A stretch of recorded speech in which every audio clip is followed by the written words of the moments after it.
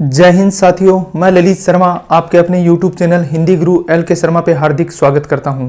आज बहुत दिनों के बाद मैं ये वीडियो आपके लिए लेके आया हूं, क्योंकि मुझे जहां तक अनुमान है, क्योंकि जिस दिन से रिट की एग्ज़ाम डेट घोषित हुई है तब से मैंने वीडियो नहीं बनाया है।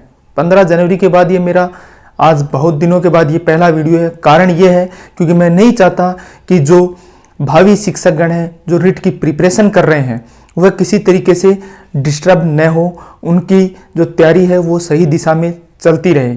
इस कारण मैंने वीडियो नहीं बनाए, क्योंकि बच्चे इस सोशल मीडिया प्लेटफॉर्म के माध्यम से अपनी पढ़ाई में वो अच्छे से कंसंट्रेट नहीं कर पाते।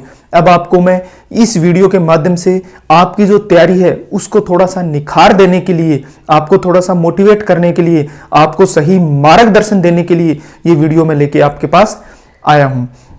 इसका मूल उद्देश्य भी यही है, क्योंकि बहुत से बच्चों ने मुझसे क्वेश्चन किया, व्हाट्सएप में भी, टेलीग्राम के माध्यम से भी, और कॉल भी किया मुझे कि सर आप बहुत दिन हो गए वीडियो नहीं बना रहे और हमें ये बताइए, गाइड कीजिए, हम नोट्स पढ़ें, पीडीएफ कहाँ से लें, सिलेबस को पूरा नहीं हो रहा है सर, हम पढ़ तो लिए हैं लेकिन फिर भी है वो कॉन्फिडेंस नहीं आ रहा है। तो सारे डाउट है मैं आज आपको क्लियर करूँगा।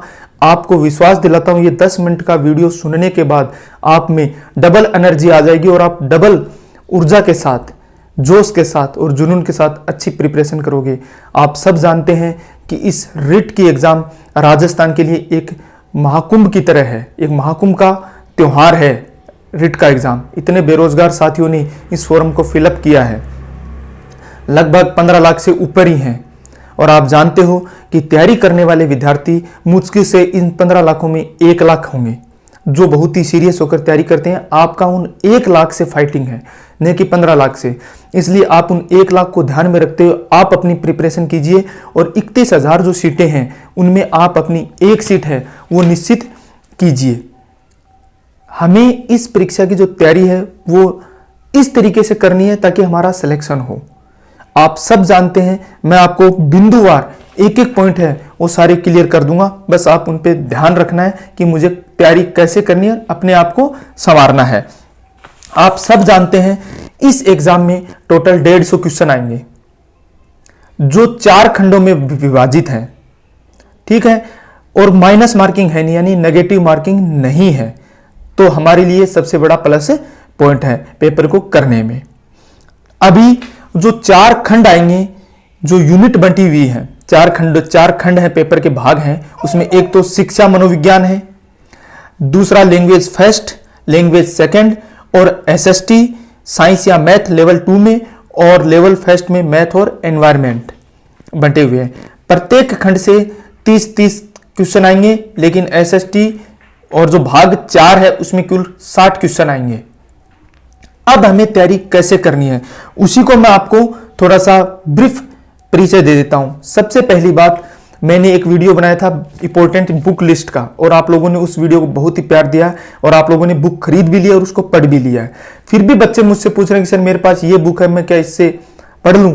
मैं आपको फिर बता रहा हूं प्यारे बच्चों कि कोई भी बुक है वो खराब नहीं है। मैं यकीन के साथ कह सकता हूं जिस भी कंपटीशन की जो भी गाइड या बुक आपने ले रखी है उसमें से 75% पेपर एज इट इज आता है। शर्त यह है कि आपको 75 के 75% सही होने चाहिए।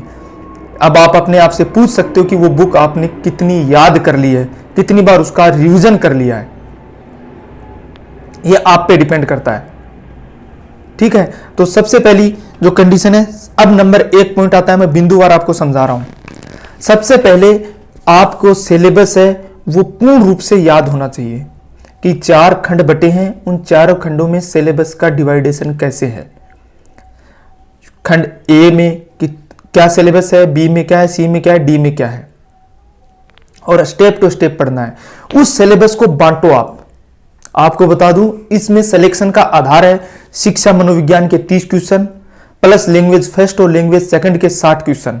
ये जो 90 क्वेश्चन है, ये यदि आपने अच्छे से प्रिपेयर कर लिए, 90 में से 85 क्वेश्चन प्लस आपके सही होने चाहिए।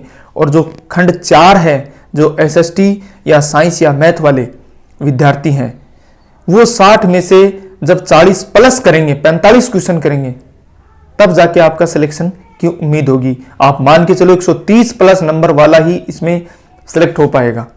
क्वालिफाई नहीं करना, हमें एग्जाम में सिलेक्शन लेना है, तो इसी हिसाब से तैयारी करनी है। तो सिलेबस को स्टेप टू स्टेप उसको खंड खंड करो, उसके टुकड़े करो और उसके हिसाब से पढ़ो। दूसरा, एग्जाम पैटर्न को समझना है। एग्जाम पैटर्न का मतलब मेरा यह है कि आपको पता है, जैसे मैं एग्जांपल देता हूं, शिक्षा मनोविज्ञान है। शिक्षा मनोविज्ञान में कुल 5 यूनिट हैं, ठीक है। इसका मतलब यह है उसमें 30 क्वेश्चन आएंगे, प्रत्येक यूनिट से 6 क्वेश्चन आने हैं, यह निश्चित है। कितने क्वेश्चन आने हैं? 6। तो आप सिलेबस पूरा करने पे ध्यान न दें, आप ये कोशिश करें कि मैं यूनिट नंबर 1 जब पढ़ूं तो वो मेरे उसके जो 6 क्वेश्चन आए वो मेरे पूरे पूरे सही हो, तभी आप दूसरी यूनिट पढ़ें। तो पढ़ने का, एग्जाम पैटर्न का मेरा कहने का मतलब है कि आप प्रत्येक जो खंड है उसकी यूनिट देखें और उस यूनिट से उतने ही क्वेश्चन आएंगे। जैसे लैंग्वेज की 6 यूनिट है, प्रत्येक यूनिट से 5-5 क्वेश्चन आएंगे। एसएसटी में लगभग 12 या 13 यूनिट है, तो तकरीबन 5-5 हर यूनिट से क्वेश्चन आएंगे। जो यूनिट आपको सबसे ज्यादा हार्ड लग रही है उसको सबसे लास्ट में पढ़िए, और जो सबसे इजी लग रही है उसको इतना घोट के पी जाइए कि आपको अच्छे से याद हो जाए, कि उसका कोई भी क्वेश्चन आए वो आपका गलत ना हो। तो इनको टुकड़ा, यूनिट 1 जब कंप्लीट हो जाए तब दूसरी पढ़ो। यूनिट 1 के क्या क्या क्वेश्चन ओल्ड परीक्षा में आए वो आपको अच्छे से याद होने चाहिए। फिर रिवीजन, जो भी टॉपिक पढ़ो उससे पहले पिछले वाले का रिवीजन जरूर करना है। कोर्स कंप्लीट करने में मत रखो, टाइम स्पेंड करने में मत रखो कि मुझे सिलेबस कंप्लीट करना है, टाइम मेरे पास कम है। नहीं, आप सिलेबस कंप्लीट करने में और टाइम कम के चक्कर में क्या करते हो, पहली यूनिट पढ़ते हो, दूसरी यूनिट पढ़ते हो। अब आप पहली यूनिट भी आधी अधूरी याद है, दूसरी यूनिट भी आधी अधूरी है, दोनों यूनिटों को मिला के आपके 10 में से मान लो 6% सही हुए, तो फायदा क्या? इससे अच्छा एक यूनिट को इतनी बारीकी से पढ़ो कि उसके 6 के 6% सही हो, या 5 के 5 क्वेश्चन सही हो, फिर दूसरी यूनिट शुरू करो।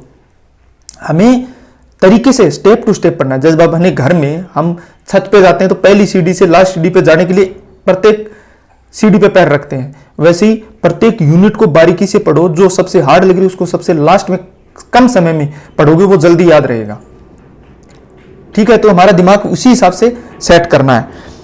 इसके बाद मैंने बता दिया सिलेबस को अच्छे से बांट के पढ़ना है, एग्जाम पैटर्न की थ्योरी को समझना है, और उसके बाद जितने भी ओल्ड क्वेश्चन हैं, ओल्ड पेपर हैं, उनको हल करना है। और अप्रैल में 10 अप्रैल के बाद या 5 अप्रैल के बाद आप जितना हो सके मॉडल पेपर की प्रैक्टिस कीजिए, जिस तरीके से एग्जाम हॉल में बैठ के करते हैं वैसे ही, और अपना मूल्यांकन कीजिए।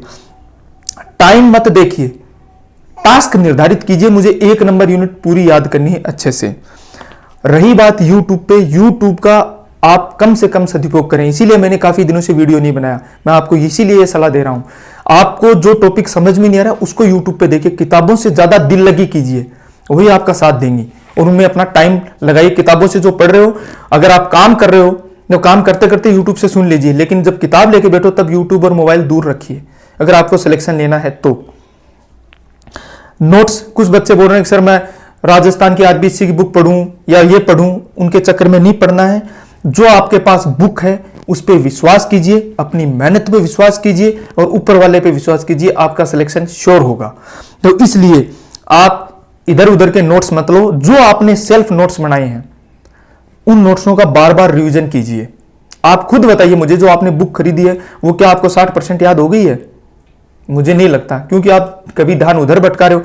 5 किताबें इकट्ठा करने से अच्छा है एक किताब को 5 बार पढ़ लो, और मैं आपको विश्वास दिलाता हूं 75% क्वेश्चन वहीं से आ जाएंगे, बाकी सबका बराबर है। और 75% मार्क्स कम नहीं होते, इससे ज्यादा मेरिट आज तक गई भी नहीं है। एक किताब को बार बार पढ़ो, प्रत्येक टॉपिक को पढ़ो। जैसे आप अगर राजवंश, राजस्थान की जैसे सभ्यता, राजस्थान के राजवंश पढ़ रहे हो तो आपको दिमाग में पहले खा आना चाहिए कि मैं राजवंश पढ़ रहा हूं, राजस्थान में मुख्य मुख्य राजवंश कौन से हैं, उनके मुख्य मुख्य राजा कौन है, जो है उनको अच्छे से याद कर लो। हिस्ट्री भी इसी तरीके से पढ़ो। हिंदी है, हिंदी में संज्ञा, सर्वनाम, विशेषण, क्रिया, क्या क्या टॉपिक है उनको अच्छे से, एक एक टॉपिक को अच्छे से पढ़ो। 5-5 मिनट के टॉपिक है वो। विलोम शब्द है, पर्यायवाची है, वन वर्ड है, उनको डेली अपना नियम बनाओ कि 10-10 मैं पढ़ूं। लेकिन पुराने पेपर प्लस मॉडल पेपर जरूर हल करने हैं 5 अप्रैल के बाद। उससे पहले आपका यही टास्क है जो मैंने बताया है। अगर आपको मेरी बातें अच्छी लग रही है तो उसको फॉलो जरूर करना। कारण यह है कि मैं इन एग्जामों को दे चुका हूं और आज मैं गवर्नमेंट जॉब में इसीलिए हूं क्योंकि मैं प्रैक्टिस करता रहता हूं। जो पढ़ लिया उसकी प्रैक्टिस, और जब तक मेरे वो याद नहीं होता मैं आगे नहीं बढ़ता, क्योंकि मैं उसको, उसमें से 5 क्वेश्चन आ रहे हैं जिस यूनिट से, मैं उसको आधा अधूरा पढ़ के दूसरी यूनिट करूंगा, फिर दोनों यूनिटों को मिला के 10 में से 5% सही करूंगा तो फिर पढ़ना बेकार है मेरा। इसलिए पहले एक यूनिट कंप्लीट, दूसरी यूनिट। तो इस तरीके से आप एक अच्छे से स्टेप टू स्टेप तैयारी कीजिए अगर सिलेक्शन कराना है। तो सबसे पहले हमें सिलेबस का पूरा अध्ययन करना है, उसके टुकड़े टुकड़े में बांट के। एग्जाम पैटर्न की थ्योरी को समझना है, ओल्ड पेपर हल करने हैं, मॉडल पेपर हल करने हैं, बार बार रिवीजन करना है। यही आपका सबसे सिलेक्शन का मुख्य आधार है। कोई अगर किसी प्रकार का डाउट है आप मुझसे पूछ सकते हैं। यदि आपको लगता है कि मैंने ये बातें आपके भविष्य को संवारने के लिए, आपको मार्गदर्शन देने के लिए बताई है, तो आप मुझे थम्स अप करके जरूर बताना कि सर आपने हमें अच्छे से गाइड किया है। मैं आपको फिर कह रहा हूं, यूट्यूब अन्य सोशल मीडिया को एक बार दूर छोड़ दीजिए 2 महीने के लिए। मार्च और अप्रैल, मार्च आ गया है, अप्रैल 2 महीने, 2 महीने बहुत हैं किसी भी एग्जाम को तैयारी रखने के लिए। आपका सब कुछ पड़ा हुआ है, बस उसको 2 या 3 बार रिवीजन कर दीजिए। जो टॉपिक आपको समझ में नहीं आ रहा उनको मैं आपको बता दूंगा। व्याकरण के कुछ एक टॉपिक है, एक दिन मैं कभी भी मौका मिलेगा तो आपको रिवीजन के लिए मैं एक दिन व्याकरण का टॉपिक डाल दूंगा और सारे डाउट क्लियर कर दूंगा। आशा करता हूं आपको मेरी बात अच्छे से समझ में आई है। नहीं समझ में आई तो फिर आपका रखवाला ऊपर वाला ही है। मैं सिर्फ आपको केवल गाइड और दिशा निर्देश है वो मैंने दे दिए हैं, मानना न मानना आपके ऊपर है। आज के लिए बस इतना ही, मिलते हैं नेक्स्ट वीडियो में, तब तक के लिए जय हिंद।